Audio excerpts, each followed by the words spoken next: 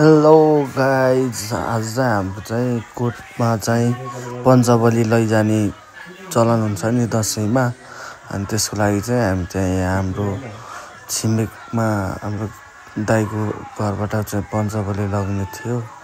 हामी चाहिँ त्यो लिनको लागि आएको थियौँ। अहिले चाहिँ हामी चाहिँ कोर्टतिर जाँदैछौँ यो पञ्चबली लिएर।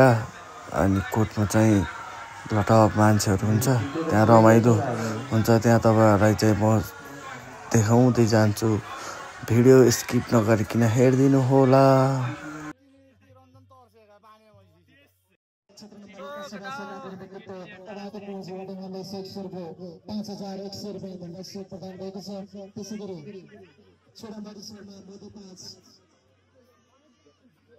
अब चाहिँ हाम्रो यहाँ चाहिँ सरकारी राँगो काट्ने पालो आइसक्नु लागेको छ। अब चाहिँ सरकारी राँगालाई काटिसकेपछि बल्ल अनि अरू राँगाहरू काट्छ।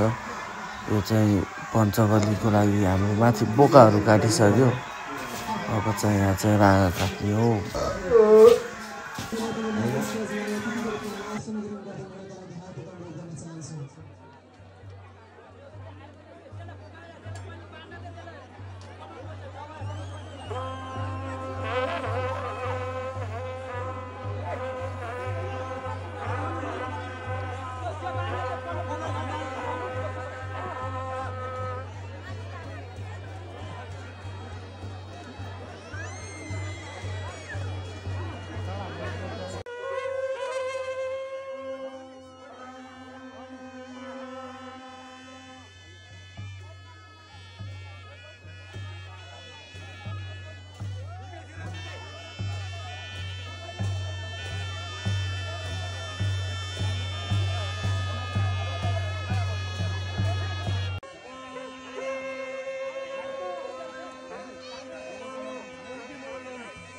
हाम्रो चाहिँ अब सरकारी राँगो चाहिँ मान्दै नमानेर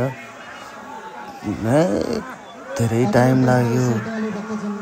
अझै मान्दै मानेको छैन कि।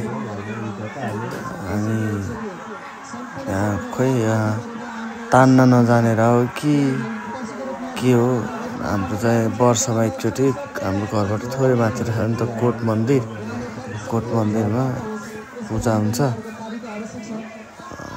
जस रमाइलो हुन्छ गाउँमा दसैँमा आउँदाखेरि। आफ्नो घर